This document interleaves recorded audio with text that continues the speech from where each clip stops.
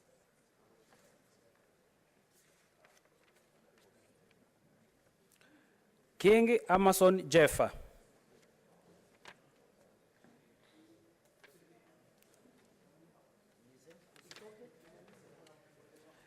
Kingi Amason Jeffa.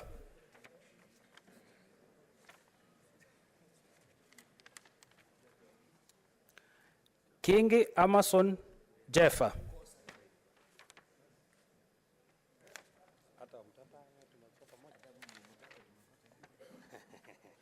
Kingi Amason Jeffa.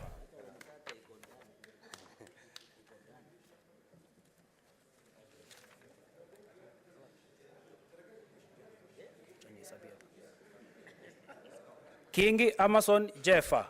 1, 2, 3, 4, 5, 6, 7, 8, 9, 10, 11, 12, 13, 14, 15, 16, 17, 18, 19, 20, 21, 22, 23, 24, 25, 26, 27, 28, 29, 30, 31, 32, 33, 34, 35, 36, 37, 38, 39, 40, 41, 42, 43, 44, 45, 46.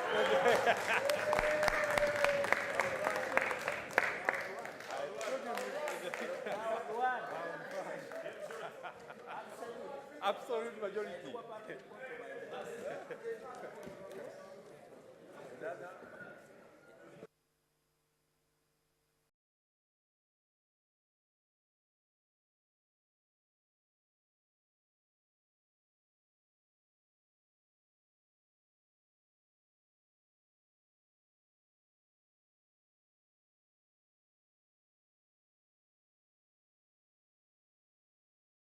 Honorable Senators, please resume your seats.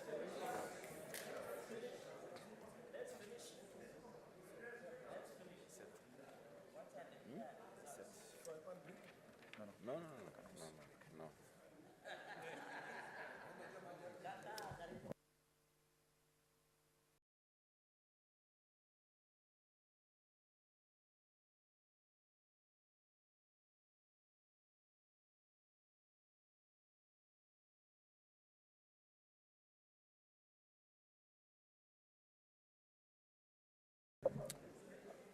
Honorable Senators, please take your seats.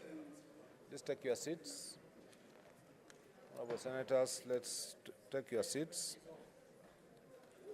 So, Honorable Senators, I wish to announce the results of the election for Speaker, the ballot that we have undertaken. Alwachir Isaac Alwach Polo, 0.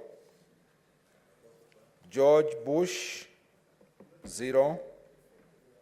Karuri Frederick Mushiri, 0. Kingi Amason Jeffa, 46. Kinywa Beatrice Kathomi, 0. And Kuria George Njoroge, 0. Pursuant to Standing Order number 7, which deals with the election threshold, a person shall not be elected as Speaker unless they are supported in a ballot by the votes of 2/3 of all the senators. All the senators for that purpose are 67. 2/3 of 67 is 45. If no candidate is supported by the vote of 2/3 of all the senators, a fresh election shall be held. That is not the case. So, Amason Jeffa Kingi, having received 46 votes, which is the highest number of votes, and having met the threshold of 2/3, is duly declared, and I so declare, to be elected as Speaker of the Senate.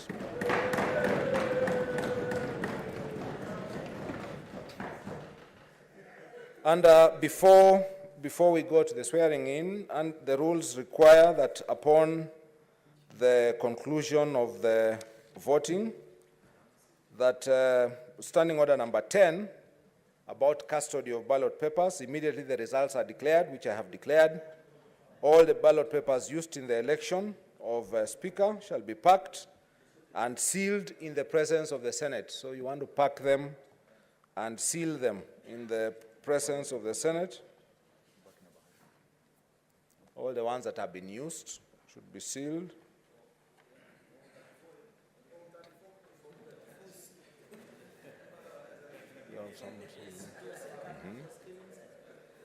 In the presence, and they will be kept in the custody of the clerk for a period of 6 months, and thereafter they will be destroyed.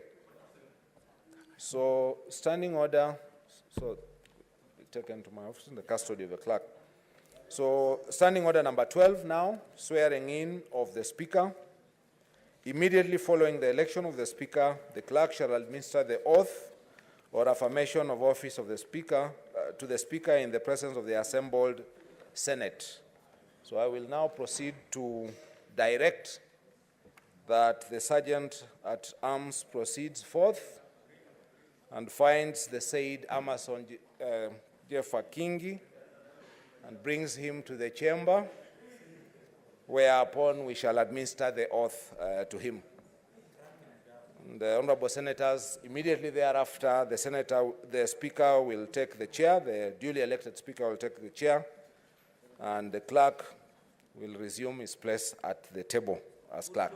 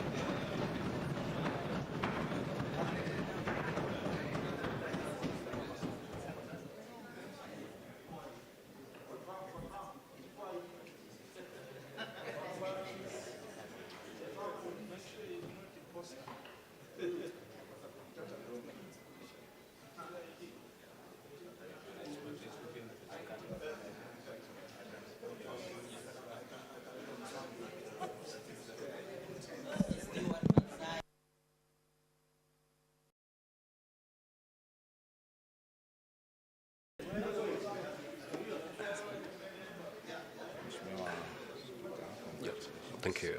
Will you take the oath or affirmation? I'll take the oath. I'll take the oath. So, Bible in right hand. Swahili ama English? I'll do it in.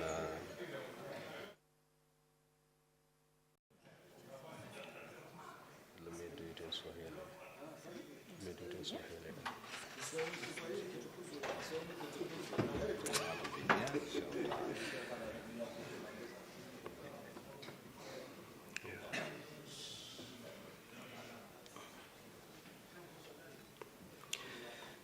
Mimi Amason Jeffa Kingi nikiwa nimechaguliwa kama spika wa Seneti, naapa kwa jina la Mwenyezi Mungu kwamba nitakuwa mwaminifu kwa watu wa Jamhuri ya Kenya, kwamba nitatekeleza kwa uaminifu na uangalifu kazi zangu kama spika wa Seneti, kwamba nitatii, nitaheshimu, nitahifadhi, nitalinda na nitaitetea hii katiba ya Jamhuri ya Kenya, na kwamba nitatenda haki kwa watu wote kulingana na hii katiba ya Kenya na sheria na desturi za bunge, bila uoga au upendeleo, upendo au chuki.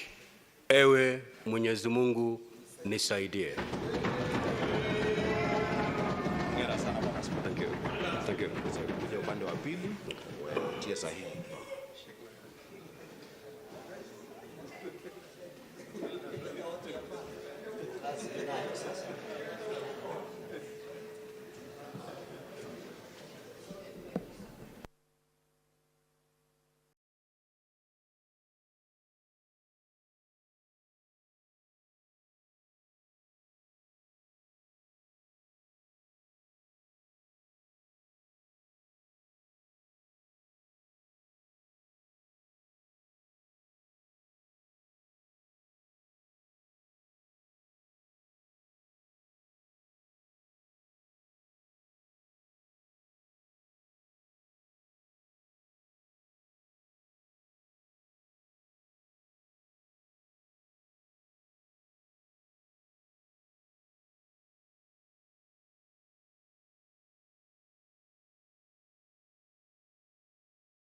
Honorable Senators, Mr. Speaker.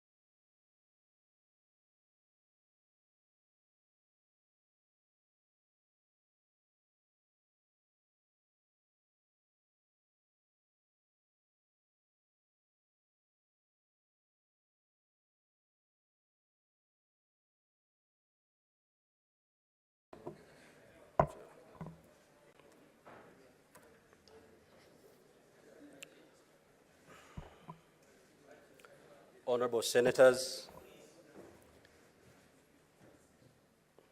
order members.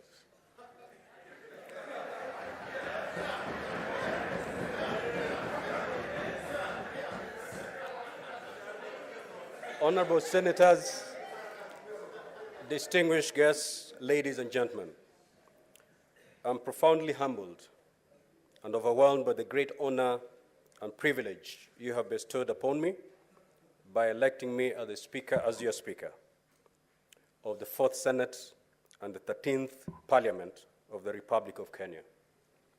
I'm deeply humbled and touched by the immense confidence and trust that you have placed on me. I therefore accept with humility and pledge that I shall perform to my utmost ability the constitutional responsibilities and duties of the office of the Speaker of the Senate for the next 5 years with due diligence and decorum. Distinguished senators, allow me with great pleasure to congratulate and salute all of you, the new senators of the 4th Senate, for emerging triumphant in the just concluded general elections after a bruising political contest.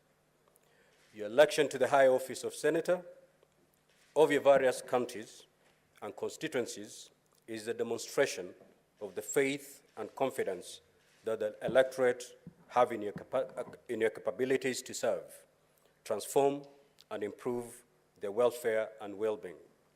Today, you're invited to grapple with the challenges and work towards meeting the high expectations of the Kenyan people. Honorable senators, I also wish to recognize my worthy opponents, Mr. Isaac Aloch Polo Alocher, Ms. Beatrice Kathomi Kinyua, Mr. George Bush, Mr. Frederick Mushiri Karuri, and Mr. George Njoroge Kuria for the valiant, mature, and well-fought competition. We have ably demonstrated that we can compete democratically and without rancor in a dignified race. Hongera kwenyu. I also extend congratulations to our newly elected colleagues in our sister house, the National Assembly, and wish them every success as we begin to execute our national duties of jointly steering our beloved country to greater heights. In embracing the spirit of devolution, I'm delighted by the rich blend of membership of the 4th Senate drawn from former members of the National Assembly, governors, and members of the county assemblies. I note that 9 former members of National Assembly and 4 members of the county assemblies have joined the Senate, while some have returned after hiatus. They bring with them invaluable experience that will enrich the House. We're also fortunate to have a diverse blend of professionals joining the Senate, including top legal minds, no less than senior counsel, scholars, doctors, renowned members of the civil society, among others. Let me also take this opportunity to acknowledge the contributions of senators from the 3rd Senate who did not return, including the 8 members of the 3rd Senate who are elected as governors. I'm confident that they will continue to serve Kenyans in the different capacities. Kenyans from all walks of life deserve a pat on the back for demonstrating to the entire world that we have a mature and vibrant democracy following the peaceful general elections held on the 9th of August 2022, and the subsequent petition filed and concluded at the Supreme Court. Distinguished senators, permit me at this juncture to pay my singular special tribute to my immediate predecessor, the Right Honorable Kenneth Makelo Lusaka, EGH, who was recently elected as the governor of Bungoma County. He ably presided over the 3rd Senate in perhaps one of the most challenging periods in our country's history. Historically, the 1st Senate was established in 1963 and functioned until 1966, when it was dissolved and merged with the House of Representatives to form the National Assembly. The 1st Senate, under the 2010 Constitution, was inaugurated on the 28th of March, 2013, primarily to oversee the implementation of the devolved systems of governance. Honorable senators, it is worth mentioning that at the onset of devolution, Senate was sailing in uncharted waters. None of the political leadership and pioneer senators had a clear idea what the task ahead entailed. As Speaker Lusaka noted on the 31st of August 2017, they had to learn how to swim by swimming. It was largely trial and error at first. The Senate of the 12th Parliament, to a great measure, played an instrumental role in improving the legislative regime, work systems, and coherence of key processes that have gradually bolstered devolution implementation.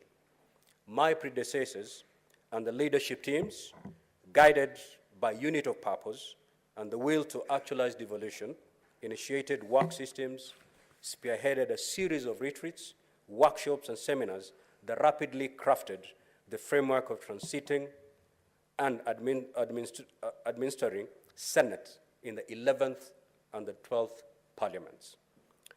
As the renowned American writer and political commentator Walter Lippmann wrote, and I quote, "The final test of a leader is that he leaves behind in other men, and women for that matter, the conviction that the will to carry on." We salute both the Right Honorable Ekwe Ethuro and the Right Honorable Kenneth Lusaka and their leadership teams for their remarkable contributions. The Fourth Senate must now build on the decade of institutional maturity. Permit me, Honorable Senators, to also appreciate and laud the Clerk of the Senate, Mr. Jeremiah Nyegenye, and his team for their unwavering and steadfast support and for making the appropriate preparations for this momentous occasion. Honorable Senators, devolution as a novel development model was meant to ensure balanced, equitable, and just development in all regions of Kenya. I can submit without fear of contradiction that so far it is working. I welcome and associate myself with the positive spirit exhibited and pronouncements made by the newly elected governors to change their strategy of engagement and work more closely with the Senate, the National Assembly, and the national government. In addition, the pledge and commitment currently being witnessed to intensify the fight against corruption in the respective governments is highly commendable. Kenyans are looking forward to a new dawn and expect senators to aggressively defend devolution and county governments better. We must ensure devolution works for the people, and more accountability is therefore exercised. Distinguished senators, the critical question is, what is next for the Fourth Senate? How do we build on the achievements of the first, second, and third Senates? Fundamentally, the Senate must continue to play its constitutional mandate and role more vigorously. Just to reiterate and remind ourselves, senators, the primary mandate of the Senate is to represent the counties and their governments and protect the interests of the counties and hence successfully implement devolution. The Senate is involved in lawmaking by considering, debating, and approving bills concerning counties, determines the allocation of revenue among counties, exercises oversight over the national revenue allocated to the counties, and participates in the oversight of state officers by considering and determining any resolution to remove the president or deputy president. Distinguished senators, the Senate is the bastion of devolution. Devolution has been a game changer and has significantly transformed our country. The county governments are currently receiving billions of shillings, courtesy of the Senate's intervention, to finance various development programs and provide essential services that are aimed at improving the well-being and welfare of the Kenyan people. Massive infrastructural projects have been built throughout the country, including roads, educational and healthy facilities, as well as housing projects. In addition, local entrepreneurs, youth, and women have greatly benefited in terms of securing businesses and employment opportunities. Distinguished senators, since 2013, without doubt, devolution has dramatically altered the political and socio-economic fabric of our country. Kenyans are currently reeling and undergoing tough economic times. The Senate is duty-bound to be more sensitive to the dictates and aspirations of the ordinary mwananchi. Going forward, honorable senators, with the rich blend of its membership, it is incumbent upon the Fourth Senate to play its due constitutional role and ensure that national and county governments deliver on their mandate to improve, or lighten the burden of our people. We hence cannot rest on our rollers. We must build on the foundation already created, achievement made, and strive to make devolution work more effectively and better. We must initiate and enact more devolution-compliant legislation and bills, since our predecessors have already identified a number of gray areas in our devolved systems of governance. We will adopt a proactive approach in our pursuit to make the Senate an effective governance institution to Kenyans, and let Senate be the sanctuary in times of distress. I urge and encourage Kenyans to make the Senate their beacon of prosperity and hope. The first Senate will strive to reach out and harmoniously work with the National Assembly. Hitherto, supremacy wars witnessed in the past between the two houses have tended to foment unnecessary acrimony and grandstanding, which adversely impacted on the legislative outputs. I call upon and encourage honorable senators here to address emerging contentious legislative challenges and resolve them within stipulated mediation frameworks while adopting collegiate approaches, noting that these processes are intended to serve the best interest of the people. That is how tangible and progressive milestones will be realized by bicameral parliament. Distinguished senators, I also wish to urge honorable senators to adopt and nurture bipartisan and collegiate leadership approaches that will transform and invigorate the Senate to embrace the various political shades and interests represented in the 13th Parliament and ensure they find their rightful place. Under the new Senate leadership, we will endeavor and ensure to do the following. One, the Senate work strategy will be reviewed as appropriate to enable senators perform their constitutional and leadership responsibilities through systems that are predictable and adequately facilitated to enable them to deliver effectively and quality services. Two, dynamic and innovative programs and activities of the Senate, guided by the need to respond to key priorities of the counties, shall be initiated to respond to identified challenges. The Senate will continually bolster and strengthen internal collaborative linkages, deepen existing partnerships and engagement between the Senate, national and county government departments and agencies, regional and international development partners, as well as non-state actors, to work closely and harmoniously with the devolution family. Learning and leadership are indispensable to each other.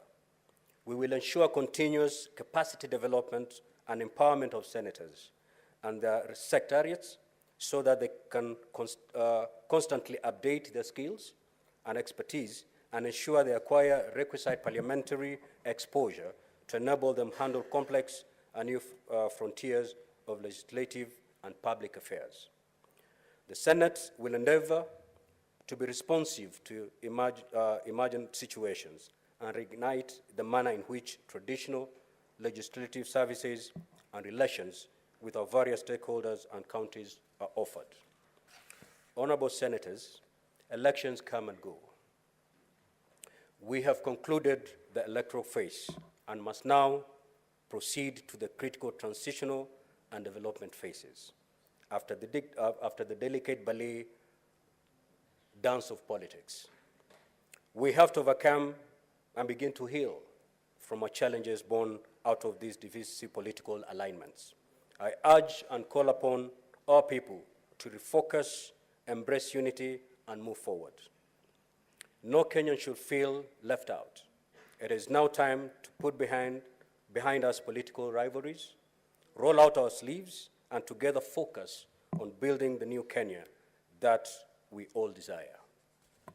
Distinguished senators, Kenyans expect from us nothing short of servant, responsive, and effective leadership.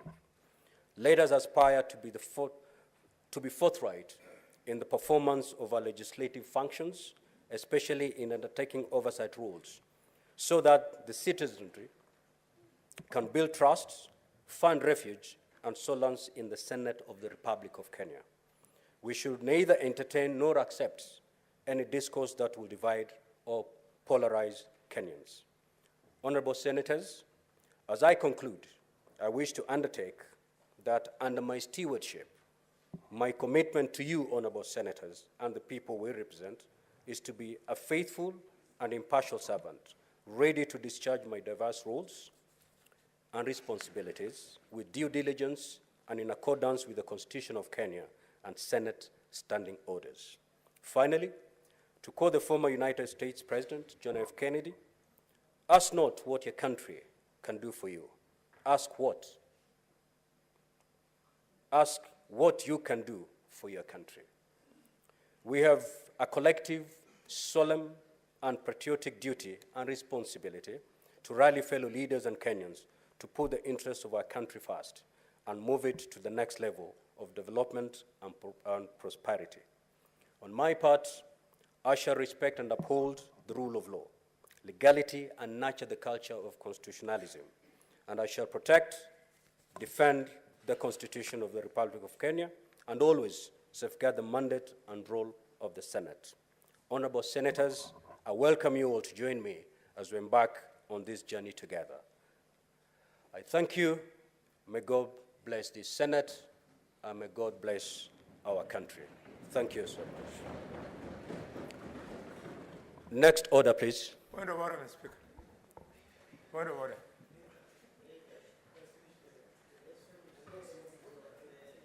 We do after the vote.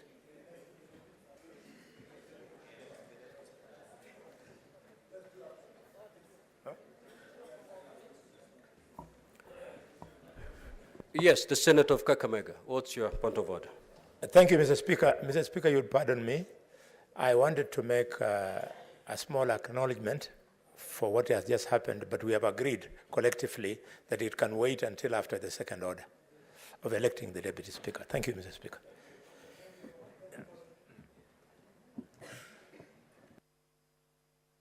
Very well, the Senator for Kakamega. Next order, please. Order number 5, election of the Deputy Speaker.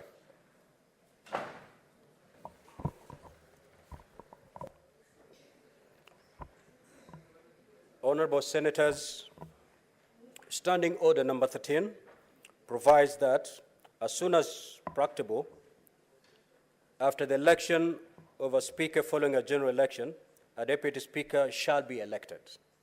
Standing Order number 13.4 further provides that the procedure for the election of the Deputy Speaker shall, with necessary modification, be the same as that prescribed for the election of the Speaker.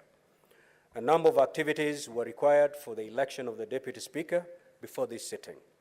I will proceed to detail each of such activity and the manner in which we have complied with the standing orders. Firstly, Standing Order number 5.1 requires, upon the President notifying the place and date for the first sitting of the new Senate, pursuant to Article 126(2) of the Constitution, the clerk shall by notice in the Gazette notify that fact and invite interested persons to submit the nomination papers for election to the office of the Deputy Speaker. Vide Gazette Notice number 10532, dated 5th of September 2022, and an advertisement in the Daily Nation and the Standard newspapers of 6th September 2022, the Clerk of the Senate invited persons to submit their nomination papers for election to the office of Deputy Speaker of the Senate.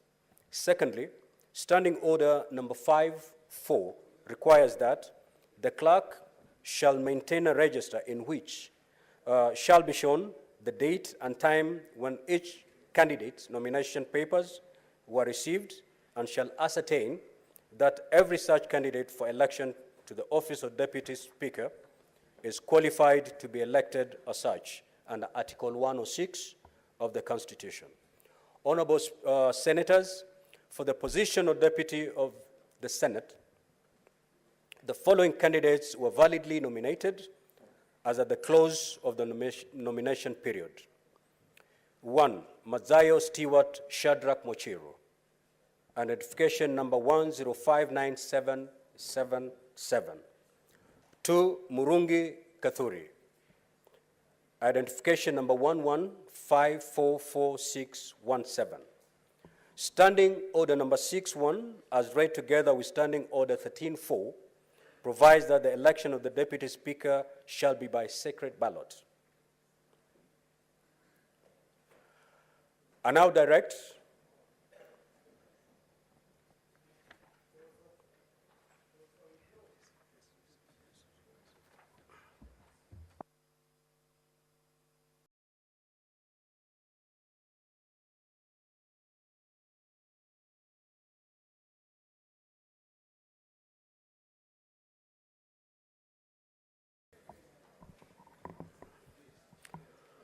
Honorable Senators, pursuant to Standing Order number 8, a candidate may, by written notice to the clerk, withdraw his or her candidature before ballot is started. In this regard, I wish to draw the attention of the honorable senators that this morning, by a letter dated 8 September 2022 and addressed to the clerk of the Senate, Senator Mazayo Stewart Shadrach Mochiru withdrew his candidature for the position of Deputy Speaker of the Senate. Honorable Senators, Senator Mazayo Stewart Shadrach Mochiru, having withdrawn his candidature for the position of Deputy Speaker of the Senate, we now have only one duly nominated candidate for the position of the Deputy Speaker of the Senate. Standing Order number 11, as read together with Standing Order number 13.4, provides that if there is only one candidate who has been duly nominated for election as Deputy Speaker at the expiry of the nomination period, that candidate shall be declared forthwith to have been elected Deputy Speaker without any ballot or vote being required. Consequently, pursuant to the provisions of Standing Order number 11, as read together with Standing Order number 13.4, I hereby forthwith declare Senator Murungi Kathuri to be duly elected as the Deputy Speaker of the Senate. I shall now proceed to administer the oath of affirmation of office on the Deputy Speaker.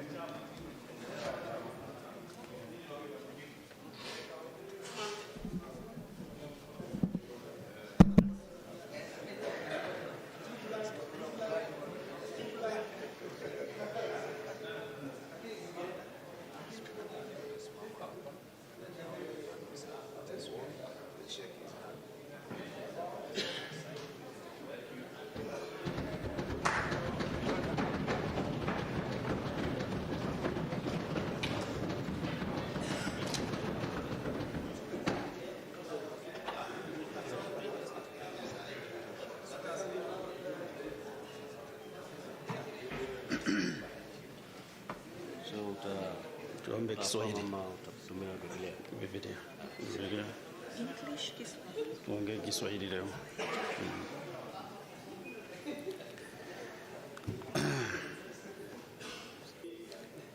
Murungi Kathuri, nikiwa nimechaguliwa kama naibu spika wa Seneti, na hapa kwa jina la Mwenyezi Mungu kwamba nitakuwa mwaminifu kwa watu na Jamhuri ya Kenya, kwamba nitatekeleza kwa uaminifu na uangalifu kazi yangu kama naibu spika wa Seneti, kwamba nitatii, nitaheshimu, nitahifadhi, nitalinda na nitaitetea hii katiba ya Jamhuri ya Kenya, na kwamba nitatenda haki kwa watu wote kulingana na katiba ya Kenya na sheria na desturi za bunge bila uoga au upendeleo, upendo au chuki. Ewe Mwenyezi Mungu nisaidie. Thank you very much. Thank you. Okay, thank you.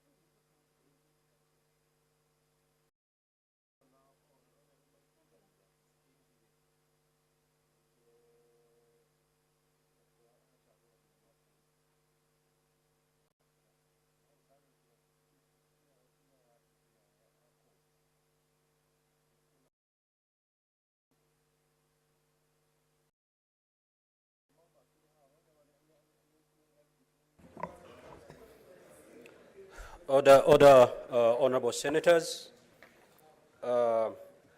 We have prepared for you a reception at the courtyard. So after we rise, we expect all the senators to come for the reception. Point of order, Mr. Speaker.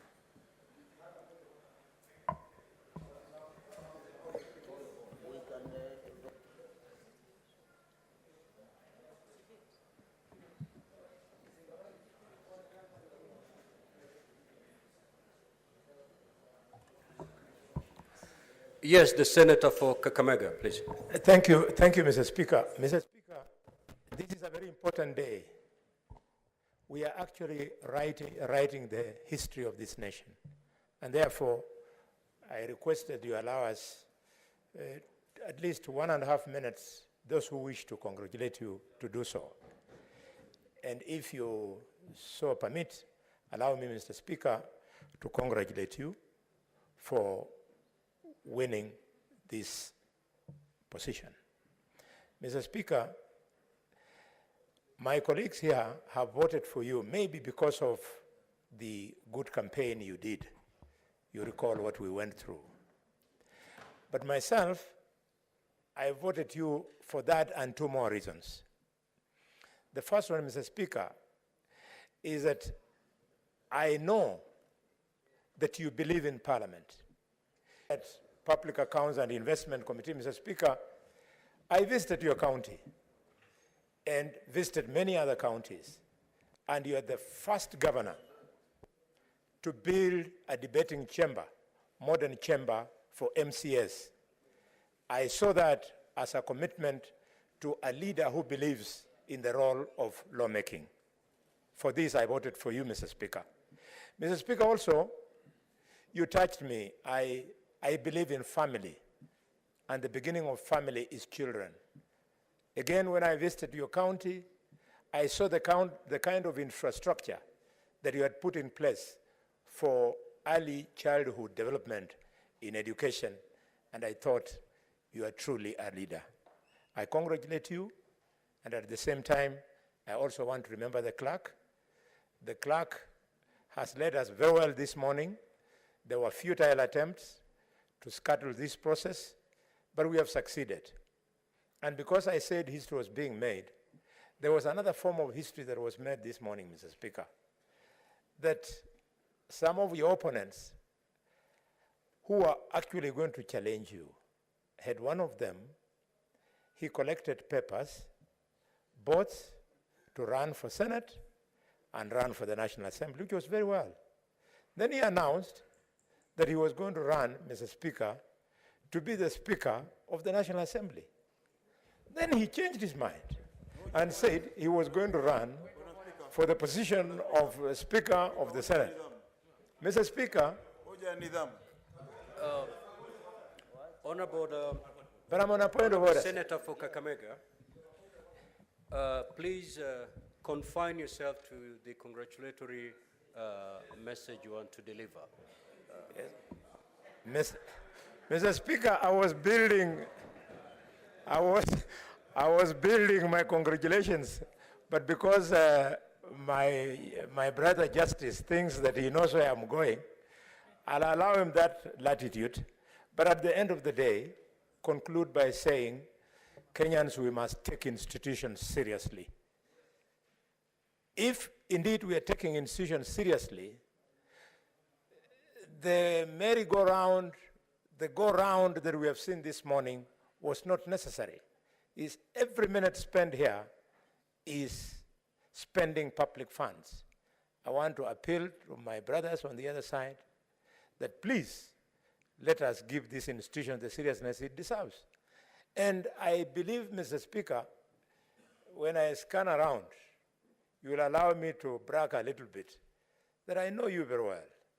Mr. Speaker, you recall in those difficult days when you came to Parliament as a very young professional, I welcomed you to Parliament. At that time, you were very handsome, but you have become even more handsome, Mr. Speaker.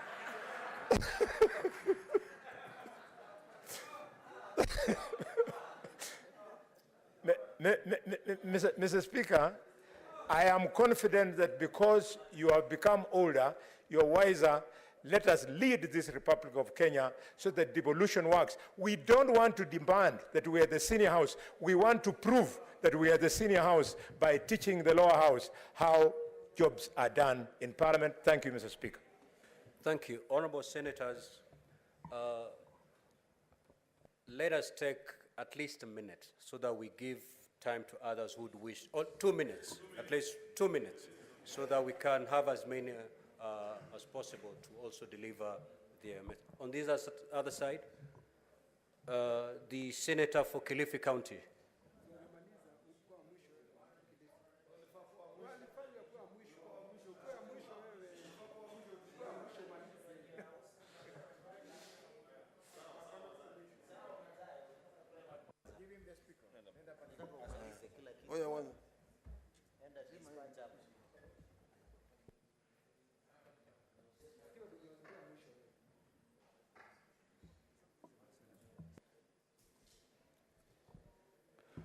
Asante Bwana Spika. Bwana Spika, kitu cha kwanza nataka kutoa kongole kwako kwa ushindi wako katika kura ya Senate, kuwa Spika wa Senate. Najua hii ni safari ndefu sana, na najua mengi yanatarajiwa kutoka kwako kama Spika wa bunge hili la Senate. Bwana Spika, vile vile nataka kuwapatia kongole wa ndugu zangu wamesimama na wewe. Najua ni upande ule kina Murkomen, ndugu yangu Aaron Cheriot, niko na mdogo wangu Cherargei, na wengine wote hawa wamesimama na wewe vizuri mpaka ukapata ushindi. Ushindi huu si wako, ushindi huu ni wa Kenya wote. Kiti unachoketia hivi sasa ni kiti ambacho kinatazamwa na Wakenya wote, ya kwamba katika utendakazi wako kama Spika wa bunge la Senate utaweza kuona ya kwamba kutakuwa na upinzani na wale walio wengi ambao ni serikali. Kwa hiyo najua, nina imani vile ninavyokuelewa wewe, tumetoka mbali sana, tumezaliwa pamoja, tumeishi pamoja, tunatoka pamoja mahali pote. Najua ya kwamba kazi unaiweza na utaifanya vilivyo kulinganishana na elimu ulio nayo, experience ulio nayo, na ujasiri pia ulio nao. Cha mwisho ni kwamba sisi sote tulioko hapa, nataka kuwapatia kongole pia hawa ndugu zangu wapya ambao wameingia wakati huu ndani ya Senate. Ni safari ndefu, najua tutakuwa tukikwaruzana, lakini najua ya kwamba mnaelewa kwamba bunge hili la Senate ni bunge ambalo ni bipartisan. Hakuna mambo ukifika hapa unasema kwamba uko chama hichi, uko chama hichi, sote tuko pamoja. Kwa hiyo nataka kupatia kongole kwa safari yako hii ulioanza hivi leo. Asante sana.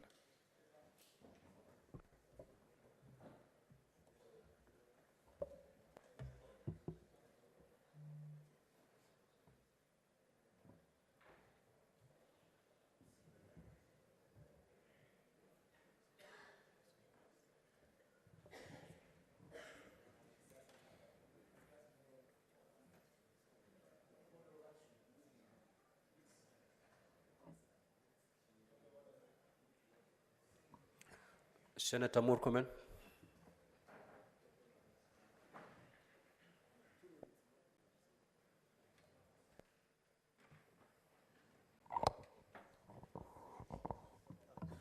Thank you. Oh, okay.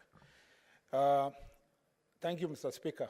Mr. Speaker, I know there will be an opportunity for us to say much thereafter when we resume back as a Senate. But I want to take this opportunity to congratulate you and the Deputy Speaker, Honorable Kaduri, for being elected as the Speaker and the Deputy Speaker respectively. Mr. Speaker, this is a very momentous time in our history. For the first time, the Republic of Kenya has produced a Speaker of Parliament who comes from Coast Region.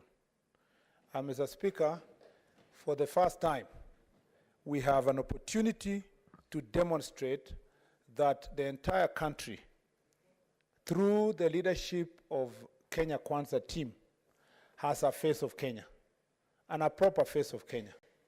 I am a very proud member of Kenya Kwanza team on this side, Mr. Speaker, and speaking for the side that I belong to, I am among a team of senators here with Kinywa, with Delekwe, Senator Chiriot, that, Mr. Speaker, were taunted for so many days in the last parliament for almost 3 years.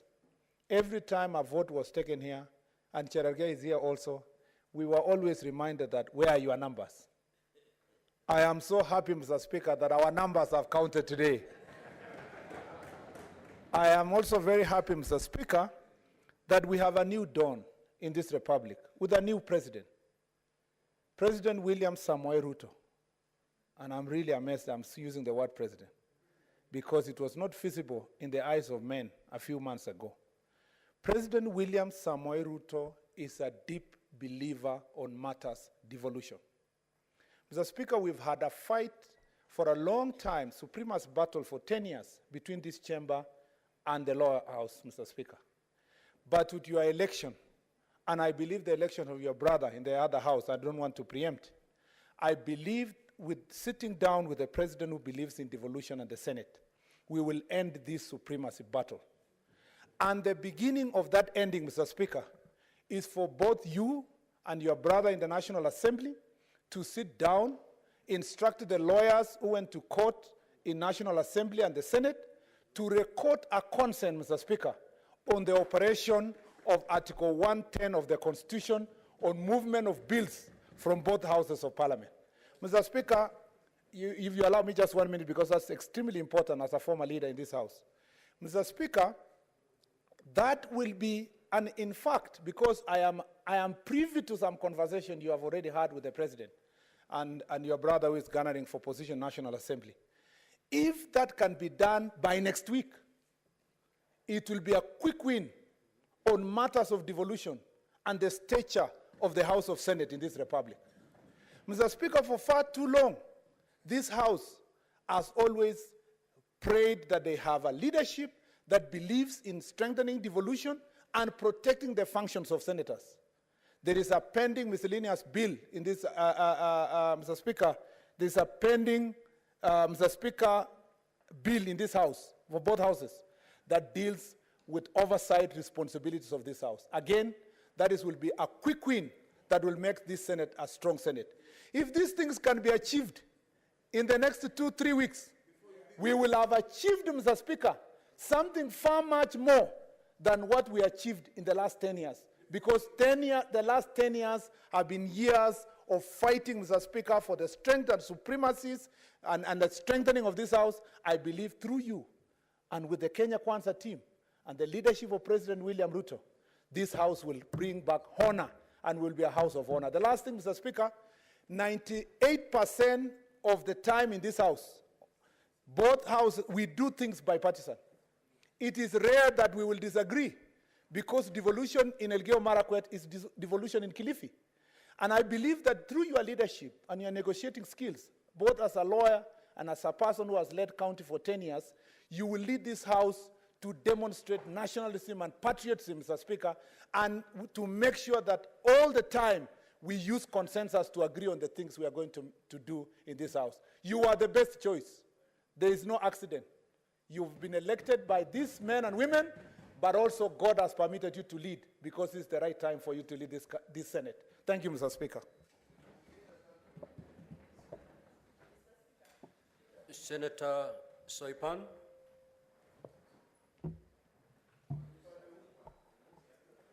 Thank you, Mr. Speaker.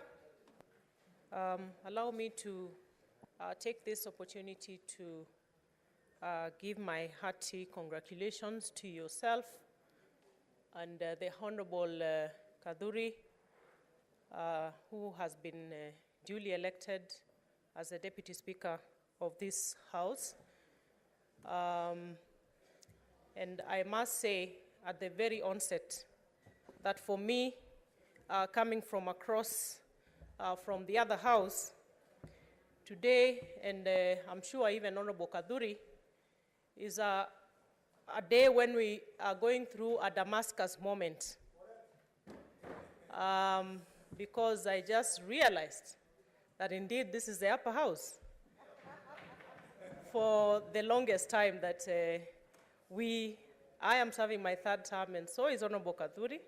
So congratulations, Mr. Speaker.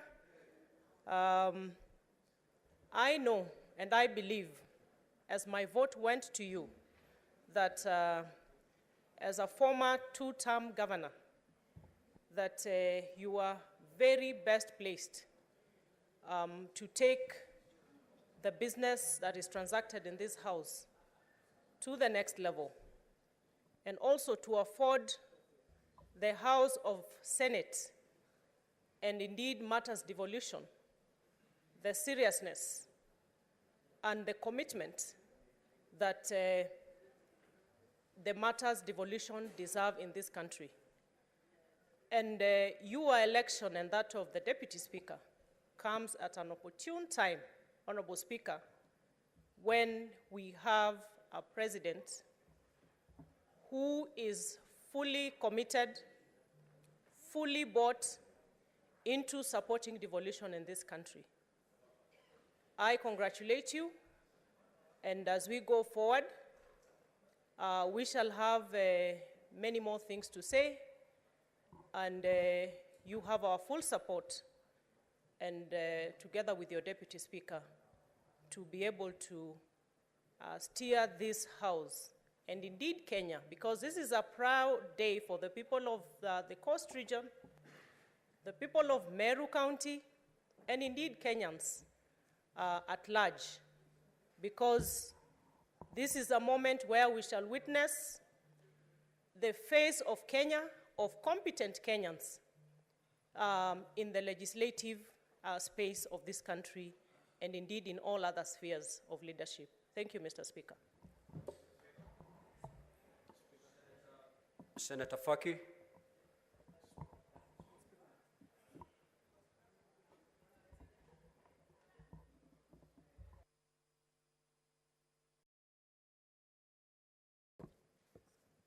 Asante Mheshimiwa Spika kwa kunipa fursa hii. Kwanza nachukua fursa hii kukupa kongole kwa kuchaguliwa kama Spika wa Bunge la Senate. Vile vile pia nachukua fursa hii kumpa kongole Mheshimiwa Naibu Spika, Mheshimiwa Kidhuri, ambaye pia bunge lililokwisha tulikuwa tunamuita Kadhuri kama shinani, because alikuwa anacheza mpira winga na ni mtanashati sana. Vile vile nichukue fursa hii kuwapa kongole maseneta wenzangu wote ambao wamechaguliwa katika bunge hili la 13. Tuna kazi kubwa ya kufanya, kwa hivyo tungeomba kwamba tushirikiane na tuweze kufanya kazi pamoja ili kupeleka mbele maslahi ya Wakenya na wapiga kura wetu kwa jumla. Mheshimiwa Spika, umechaguliwa wakati bunge la Senate kama ulivyozungumza lina vita vya ubabe na bunge la kitaifa. Bunge la kitaifa linachukua fursa ya ukaribu nafikiri walikuwa wako nayo na serikali inayoondoka kuhakikisha kwamba zile miswada yote ambayo inapitishwa na bunge la Senate inaendelea kukaliwa kule, na kuna sheria nyingi ambazo tulipitisha na hatukuweza kuziona zikitumika kwa sababu zilikuwa zinakufa katika lile bunge la kitaifa. Kwa hivyo nafikiri kwa uzoefu wako na kazi zako nzuri, tuna uhakika kwamba swala hilo halitaweza kutokea katika bunge hili la 13.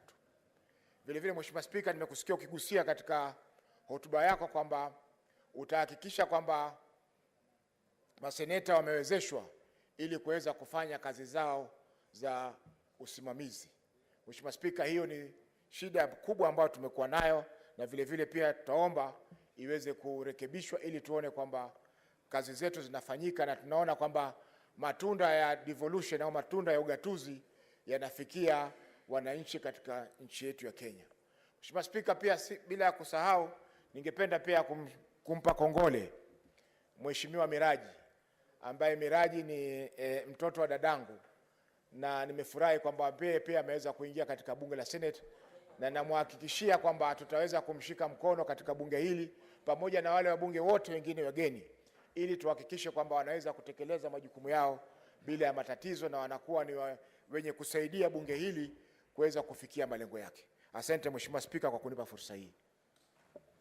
Senator of Laikipia.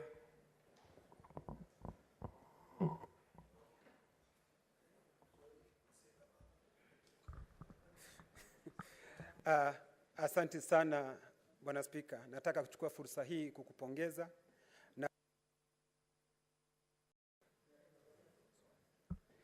na tena nataka kuchukua fursa hii kumpa heko naibu wako Mheshimiwa Gathuri. Na mimi jambo ambalo ningependa tena kusema ni kuwapongeza maseneta wote waliochaguliwa na nimshukuru Mwenyezi Mungu kwa kutupa fursa hii ya kuweza kufika katika seneti hii. Na hasa niwapongeze watu wa Laikipia hata vile walivyonipigia mimi kura na akampigia Rais Mheshimiwa William Samoei Arap Ruto. Nasema asanti na asanti sana kwao.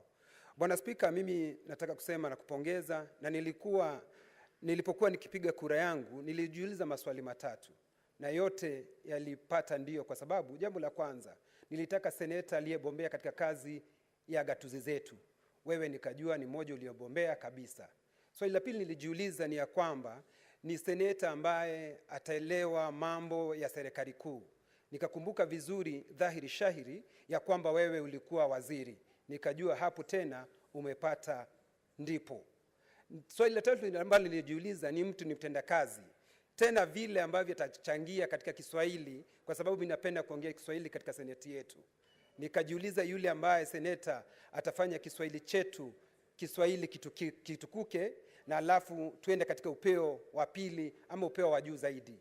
Ukapata ndio. Kwa hivyo sikuwa na shaka pangu rohoni ya kwamba seneta speaker tuliona yeye amebombea katika kazi yake, na mimi najua kwamba kutoka kikao hichi tukiwa sisi wote tumekubaliana, na najua kwamba sisi sasa tukiwa hapa kama seneti tutatembea pamoja na seneti itakuwa. Nimesikia Mheshimiwa Seneta Soipana akisema ya kwamba hata yeye mwenyewe amekubali ya kwamba hili ndilo jumba kuu, na jumba kuu litaendelea kufanya maswala ambayo inafanywa katika majumba makuu ya Jamhuri ya Kenya na hata dunia kwa jumla. Kwa hivyo mimi nataka kupongeza, niseme asanti na nakutakia mema, na mimi nataka kukuhakikishia kwamba nitaunga mkono naibu wako Mheshimiwa Gathuri ili seneti hii iendelee kufanya kazi yake. Na Mheshimiwa Spika, umesema ya kwamba utakuwa katika kipao cha mbele kujua ya kwamba pesa ambazo zitakazotumika kwa lugha ya kizungu wanaita oversight fund utatilia mkazo tuweze kuzipata ili tufanye kazi yetu kwa uadilifu, na kwa sababu tumeapa tutafanya kwa uaminifu. Mimi nasema nitakuwa katika kipao cha mbele kufanya kwa uaminifu na uangalifu, na ewe Mwenyezi Mungu nisaidie. Senator Ali Roba.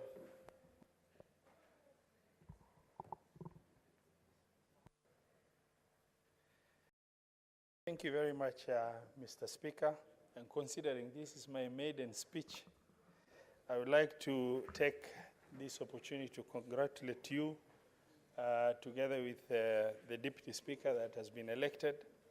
I also want to congratulate the senators who have been sworn in just before the elections, as well as appreciate our colleagues who are on the other side who supported to vote you in together with the Deputy Speaker.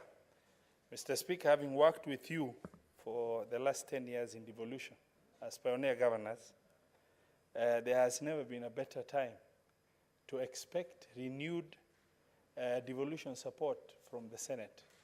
The senators have done very well, but with my colleague, former Governor Emeritus of Uasin Gishu, Mandago, myself, and you as a governor who has served 2 terms, and with clear understanding of first-hand experience on devolution, and Senate with its important role of supporting devolution. Mr. Speaker, sir, we have new hope that devolution is going to really achieve even better than what has happened before. I said sometimes back before in an informal meeting somewhere that the era of legislating for posterity will get a boost with you being elected as the Speaker of the Senate. I want to take this opportunity to say congratulations. Look forward to strengthening devolution. Asante sana. Senators, I will allow maybe 4 before we rise. Of course, there's going to be an opportunity for all of us to give your congratulatory messages, but for purposes of this session, allow me to give 4 senators. 3 from this side and 1 from this side. So, the senator for Kilifi, I thought you've already made your, yeah, because I can see you're complaining a lot. We'll give 2 lady senators, and I'll start with Senator Gloria.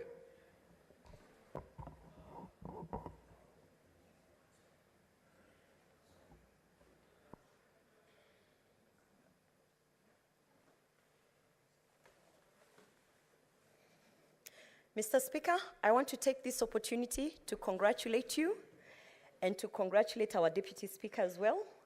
When I put in my vote for you and the Deputy Speaker, it is because I know that being a newly nominated senator who's a woman, we are looking forward to a house where we can actually give meaningful contributions as nominated senators, and particularly as women. And I don't have much to say today, but to congratulate you and the Deputy Speaker, and also to urge that my fellow nominated senators, particularly the women, that we must try to change the notion that nominated senators who are women cannot give meaningful contributions. And I really look forward to participating in this house. It is a notion. Thank you. Due to the demand from members, we are going to open it a bit further. We're going to be more generous. So I will allow Senator Chirange to take the floor.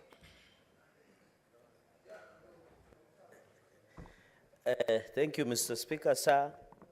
From the onset, on behalf of myself and the great people of Nandi, I want to congratulate you, plus your deputy. We wish you well. Mr. Speaker, sir, I've worked with you before when I was the Senate Justice Legal Affairs in a party used to be called Jubilee in those days. You are also the chairperson of Council of Governors representing the legal affairs. So I've worked with you, and Mr. Speaker, it is an honor because when you used to serve as the chairperson of COG Legal, I used to serve as Senator Legal under one famous party called Jubilee. Secondly, Mr. Speaker, I know also when you used to appear before CPIC, where I was a member, you are a very good client, and we have interacted on various sessions, and I'm happy that you are coming to the House with immense knowledge of devolution. In terms, you have been a legislator, you have been a cabinet minister, and I think, Mr. Speaker, sir, we look forward to working closely. Finally, Mr. Speaker, I agree with Senator Murkomen.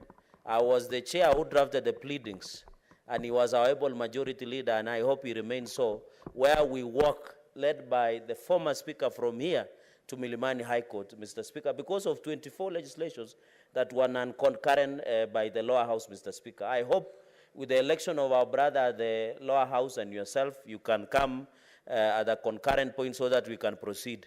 Mr. Speaker, we wish you well. You have seen, and I want to thank our colleagues from this other side. You got 46 votes, which is far beyond and round 1, and that was needed. Mr. Speaker, let our colleagues come back to the House. This is not the time to resist.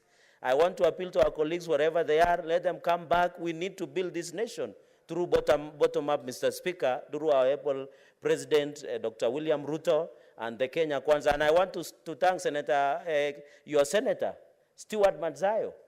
At least he has stood firm, and he's happy that the city is coming back. I know it has been written in Psalm 4:1 that Azimio senators have joined Kenya Kwanza. There is no problem. The government is big, so let it be. So Senator Kilifi, Madzayo, you did the right thing. All the senators in Azimio who voted for you, they have done a fantastic job. And I want to agree with Senator Murkomen. Now we have the numbers. Thank you very much, Speaker, and all the best. Thank you. Senator Okiya Omtata.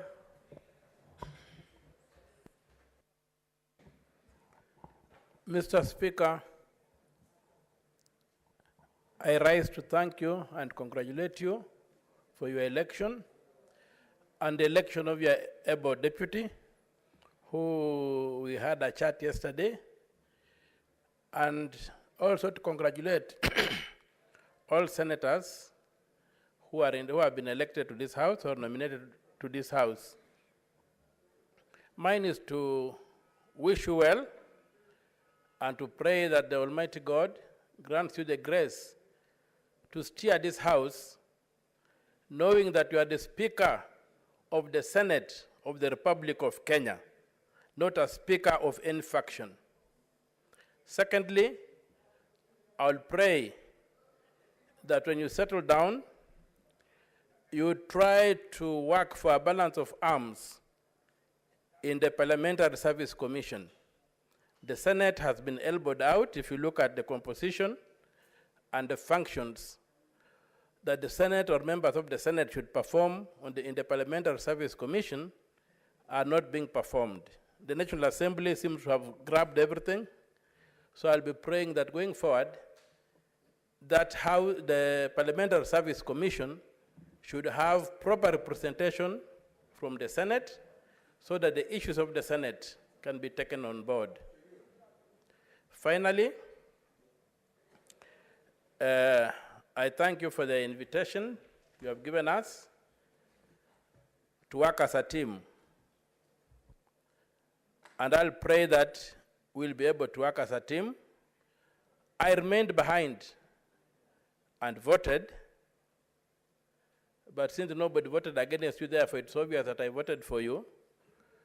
But that does not mean that I joined Kenya Kwanza. I am a member of the National Reconstruction Alliance, and I will guard my autonomy jealously. I will vote on issues and on conviction. I will not be whipped to vote on anything. That's all. That's all. Thank you. Thank you, Senator Cheptumo.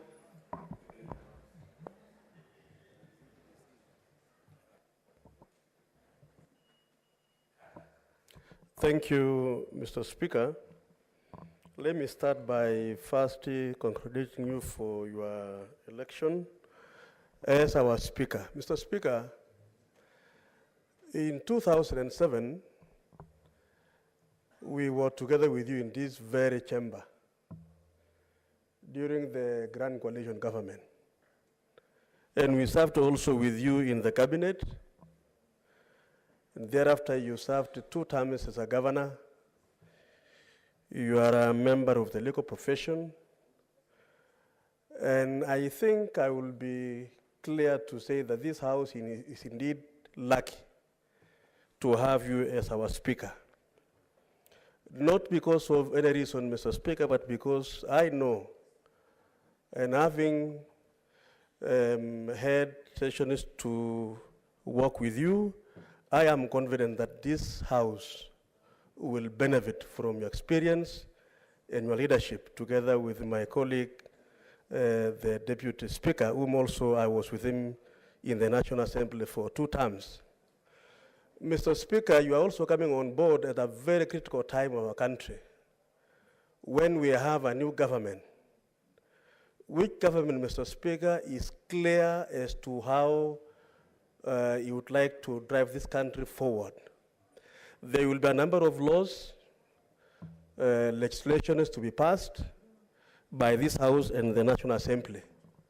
Mr. Speaker, with your directions and your leadership, I'm very certain that our President is going to move this country forward, because as a House, we are going to help him to ensure that the relevant laws to be passed will be passed. Mr. Speaker, I listened to your acceptance speech, and you assured the country and these members that you are going to ensure that devolution indeed thrives, because that is the way to go. I want to say that we are going to give you the support necessary. When I was in the other House, Mr. Speaker, I chaired the Delegated Legislation Committee, and I think I need to share this here. And there were a number of areas where this House wanted to be facilitated in, so that it's able to perform the functions.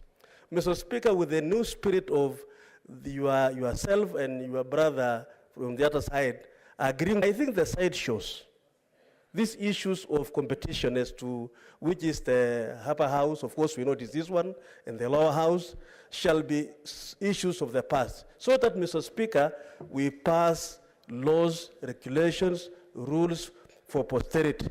And with the guidance of your leadership, Mr. Speaker, I believe this country will witness a very, very progressive government, which is going to be led by William Samuel Ruto, a man that has come from very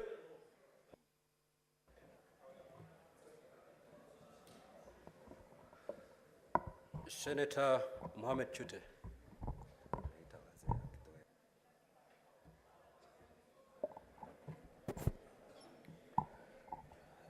Mr. Speaker, let me take this opportunity to thank our Almighty God for the opportunity that He gave us to serve our country. Secondly, Mr. Speaker, I would want to take this opportunity to congratulate you and your able deputy for this election. And I would want to congratulate my fellow senators, both appointed and elected, for this opportunity. And thank you very much, Mr. Speaker. Thank you, Senator Miraj.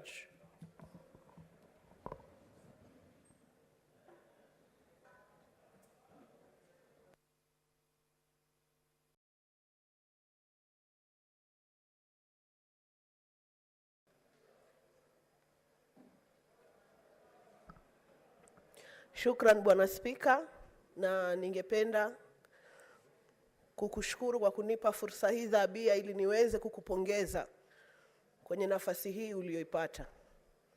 Na nimesimamisha mkono sana kwa sababu nilitaka Wakenya wasikie ya kwamba sisi wa Pwani ni watu wa aina gani. Sisi wa Pwani ni watu wa karimu.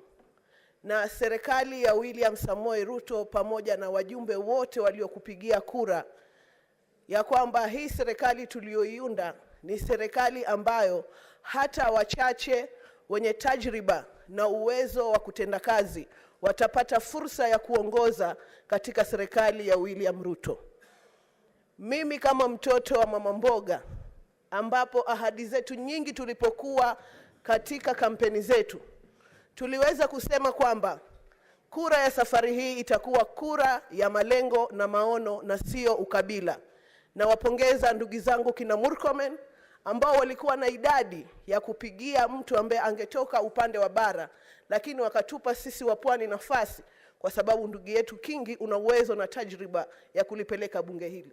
Kongole na kukumbusha kwamba sisi wa Pwani ni wastaarabu na watu wenye kuweka watu pamoja. Kwa hivyo Mwenyezi Mungu akuongoze na akuwezeshe uweze kuienua tena sura ya Mpwani katika taifa la Kenya. Asanteni.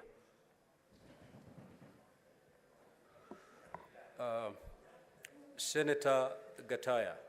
I'm doing this purposely because we need to balance regions, but we'll give each one of you an opportunity to say something.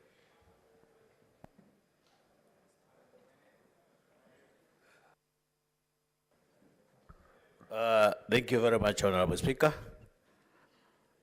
Today is a big day for Kenyans because, Honorable Speaker, you and your brother Kadhuri Muronge, who happens to be my neighbor at home, you have been voted overwhelmingly by almost every member who was in the House, simply because people know you.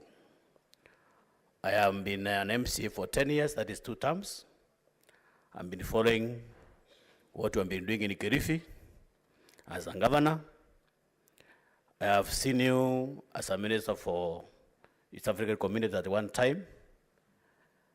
And I think this House has made the very right decision to make you the Speaker of this House. I would also want to extend my congratulations to my brother Kadhuri Muronge.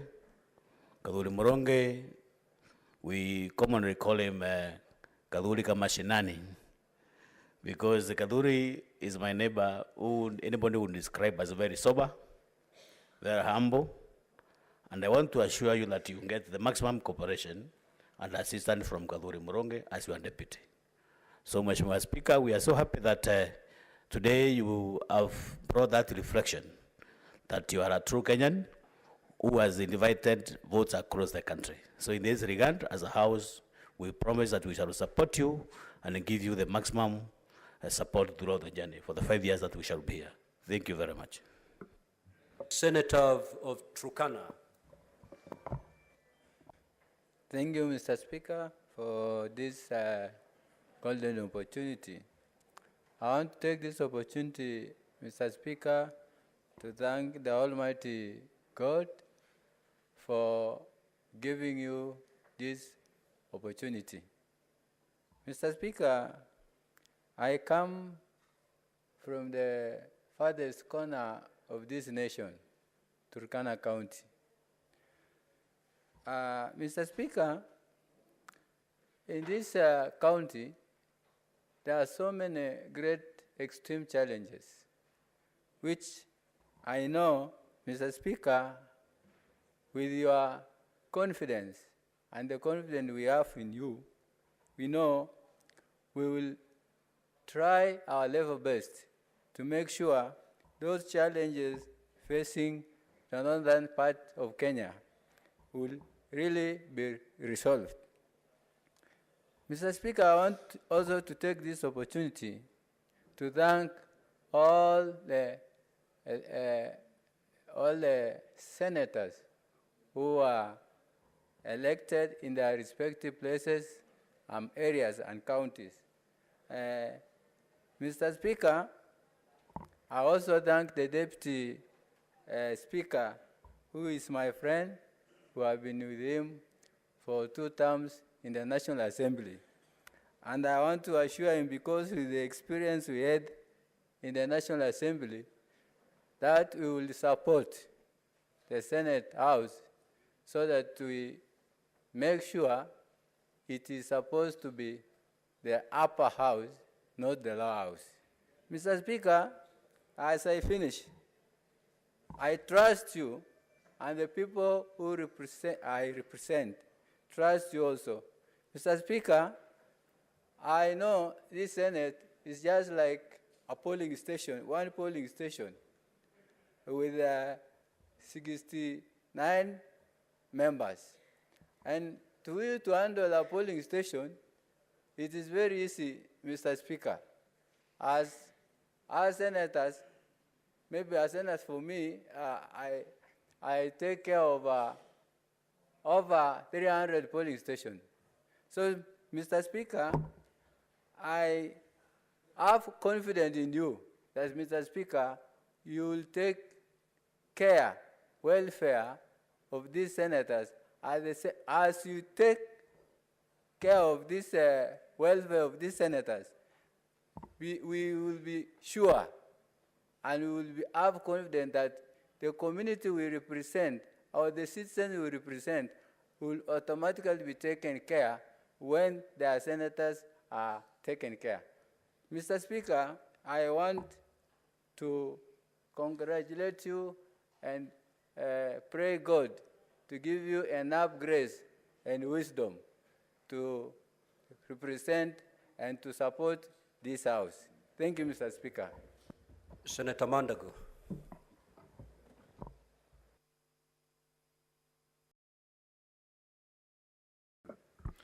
Mr. Speaker, let me first take this opportunity to congratulate you and your able deputy for your election as the Speaker of this Honorable House, and two, to congratulate my fellow senators who have been elected to serve in this House.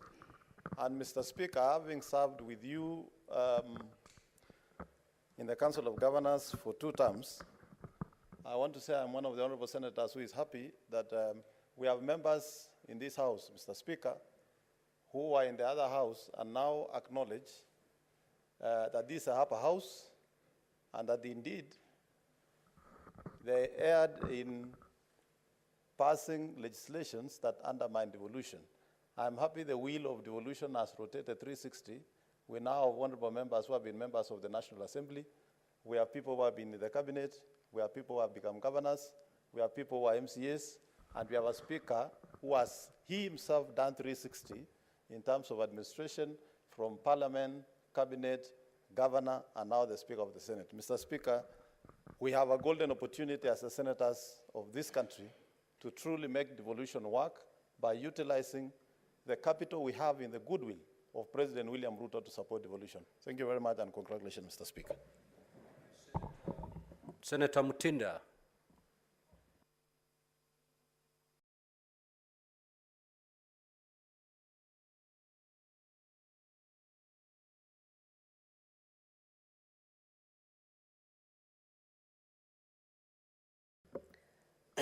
Mr. Speaker, I want to take this opportunity to highly congratulate you this afternoon. Being a nominated senator is a first journey, and the process that I've seen today, I'm very delighted to be part of it for the changes that we want to make in this country. To the Deputy Speaker, also my neighbor on the other side, congratulations. Almost allow me to congratulate you for your well-deserved win. I am not sure whether they told you from where you are that I was your agent in that election. So most likely I'll see you after the sitting. And I also want to thank the clerk for conducting the morning session very well. Honorable Speaker, today is a big day, as my colleagues have mentioned. And I've just been told by Senator Murkomen that you've also made history as the first speaker. Many reasons to vote for you. One is because you campaigned very well. Number two is because I believed you are the best candidate. Number three is because my senior comment has always reminded me of loyalty, faithfulness, and fidelity. Those are the three things that he has always reminded me about, and I have not forgotten. And number four, I have also had an opportunity to know you in the past. I joined the university. By the way, we have a history that is almost close to each other. That is why I also voted for you. You became a member of parliament for Magarini at 32 years. I am coming in as a senator for Nyandarua at 31 years. You understand the challenges that young parliamentarians face, and you should be able to address them because you have been there.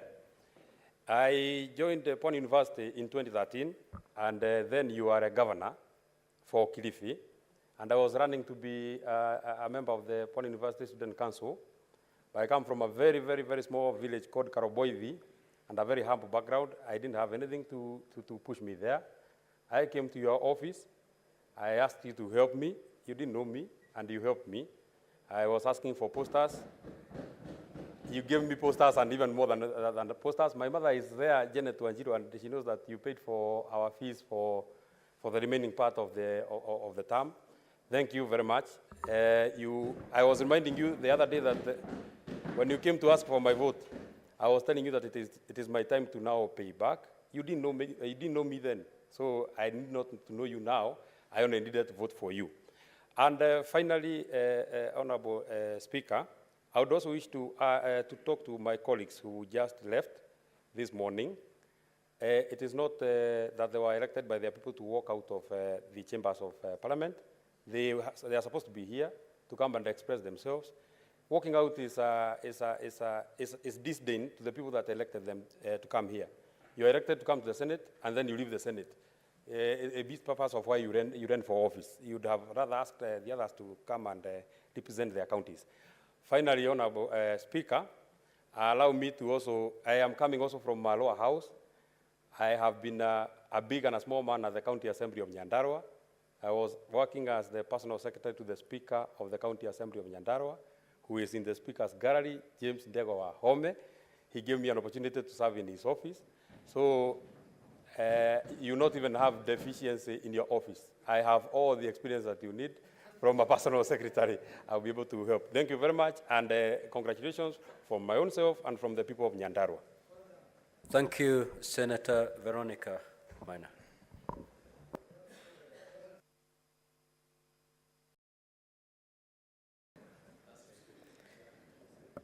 Mr. Speaker, sir, let me first take this opportunity to congratulate you on your election as a speaker. I believe this is a great moment for Kenya. We have gotten the best speaker we could have gotten in the Senate House today, because we had all the CVs and we had a look at those CVs, and I can affirm and endorse you as the right speaker for this Senate House. This Senate House has a heavy responsibility towards the whole nation of Kenya. It has the oversight role over the devolution funds and the county governments. We are looking forward to a moment when we can optimize the use of the county funds or the devolved funds that are sent to the counties, not just for one county, but for the 47 counties. Because the only way to realize the bottom-up economic model in this nation of Kenya, through the Kenya Kwanza coalition government, is through proper optimization of the devolved funds to the counties. I believe you have the capacity to do that, to lead that oversight role, and to ensure that Kenyans will not be disappointed with your tenure. Mr. Speaker, sir, regarding the inclusion of women within the leadership of this House, we know that you will also oversight to ensure that all the special interest groups that have been represented in this House will feel that they are part of Senate and will feel that they are part of the leadership of Senate, both at the PSC and also at the committee level of this House. So let me not take too much time, but let me take this opportunity to wish you God's blessings. I know you have the capacity. I have practiced law with you in Mombasa for many years, and I knew you as a sharp advocate who was brilliant and able to perform his tasks on time. And I know this Senate will do what needs to be done to deliver the mandate under the Constitution. God bless you. Senator Mungatana.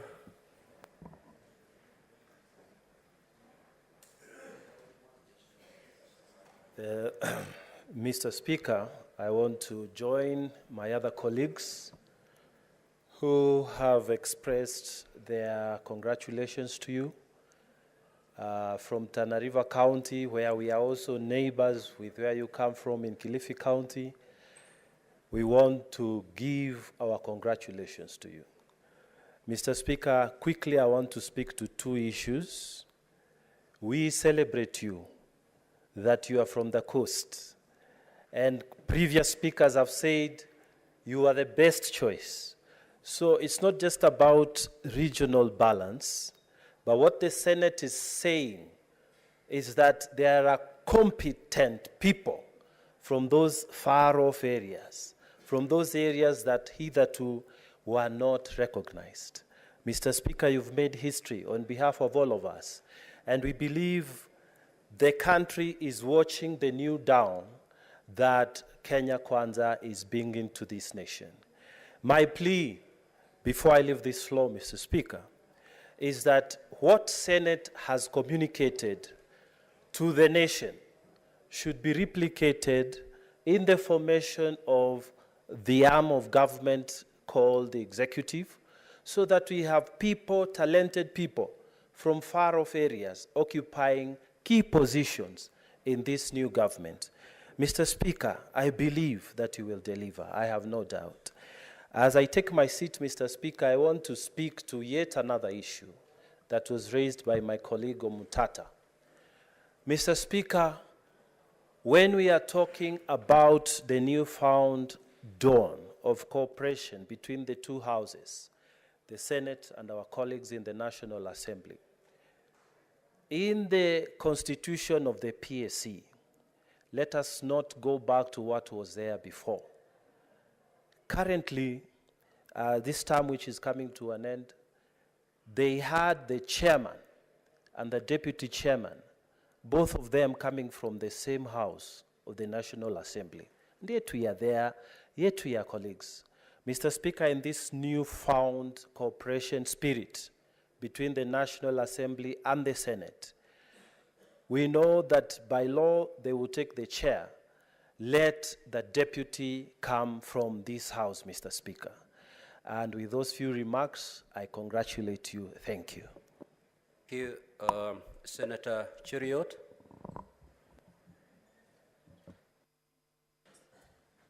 Thank you, Mr. Speaker. Mr. Speaker, congratulations on your election together with your deputy, my good friend, Senator Kaduri. Mr. Speaker, people have spoken of very good reasons, very serious reasons why they voted for you. I also did for very serious reasons, but also for unserious ones as well. One of the unserious reasons why I voted for you is that while we are told there were 7 candidates, you are the only one actually who was gracious enough to ask me for my vote, and that's how you, you got it. I congratulate you. I know you're a man of great honor and distinction. I celebrate your achievement today because I know you have traveled a long journey, both in your personal life and professionally as an advocate. I had time to go through your curriculum vitae that you shared with us, and I realized that Senate indeed has got a man worthy of honor and deserving of the prize that you have secured for yourself and the people that support you. Mr. Speaker, I know that quickly we will dust off from the campaign mood, know that elections and the honeymoon is now over. We have a lot of work that is ahead of us. As a Senate, we must remember our primary call and our duty as a House. I want to assure you, Mr. Speaker, that much as we celebrate, much as we hear of the good vibes about cooperation between both houses of Parliament, I will quickly warn you that it's not the first time that we have heard of such stories before.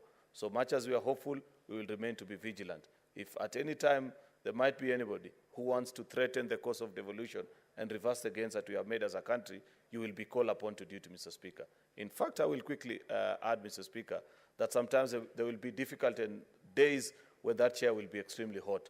I assure you that as your senators and as members who serve with you in this House, we will stand by you if you do the right thing, Mr. Speaker, and if you protect and stand with devolution. I say the same to our good friend, your deputy, Senator Murungi, who has done also well, served in the lower house for 2 terms, and has now joined us in this House, Mr. Speaker. I believe he will serve this House and yourself as a good and able deputy, and together we shall be able to move the country and our counties forward. So I celebrate you, Mr. Speaker. I wish you well. I know we will work together. Just to make a comment, because I've had members speak of a composition of the Parliamentary Service Commission. Up to this particular point, I still serve, because much as a previous Parliament came to a lapse, as commissioners in the Parliamentary Service Commission, our term ends when a new one is inaugurated. I would wish to add my voice of approval to the motion that has been introduced by our colleague, Senator Okiya Omtata, that indeed it is true, and Senate, unlike in the previous 2 parliaments, deserves to have 4 slots, just our colleagues in the National Assembly, much as the chair is appointed by edicts of the Constitution.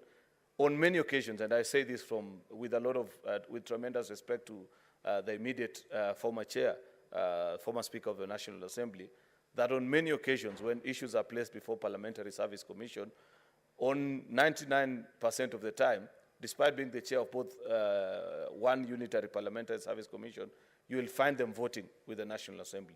Therefore, I agree with my colleagues who continue to demand that being the case, then you better be even in terms of the numbers of representation in that commission, so that you have 4 members from the Senate and 4 from the National Assembly, so that when you get that particular opportunity, I believe we shall take that chance, Mr. Speaker. Finally, Mr. Speaker, I must make a comment also about democracy. You know, the edicts of democracy are such that the minority have their say, but majority must be allowed to have their way. It's unfortunate, Mr. Speaker, that in this country, we have people who have set a culture of never accepting any electoral process and the results. When they see that their numbers are not adding up, then they must find a way to murky and muddy the process. If it's not demanding for servers to be open, it's in walkouts in Parliament. That is a culture that we need to banish and be honorable people. Speak, make your vote. If you're defeated, accept with grace. We want to see for once that people shall compete, and after the competition, you will shake the hands of the winner and say, you did better than me this time, I wish you well. It's a culture that is badly wanting in our politics, Mr. Speaker, and I hope we can have it soon. Thank you very much, Mr. Speaker. Senator Mrango of Kirinyaga.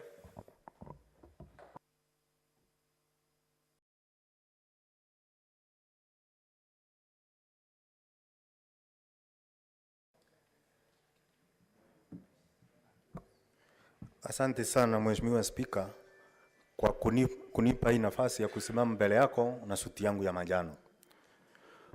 Mheshimiwa Spika, ukiniruhusu kwa niaba ya watu wote wa Kirinyaga, ningetaka nikupongeze kwa kuchaguliwa leo kama Speaker wa Senate.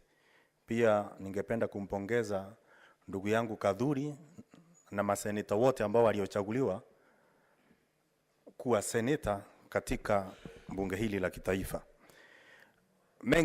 Sitaongea mengi sana kwa leo kwa sababu hotuba tutafanya maalum, tutapewa nafasi, na kama venye Waswahili wanasema kuku mgeni akosi kamba mguuni, ningeomba nafasi nikae na suti yangu ya manjano, nitaongea siku hiyo ikifika. Asante sana Mheshimiwa Speaker. Thank you. The Senator for Kiambu.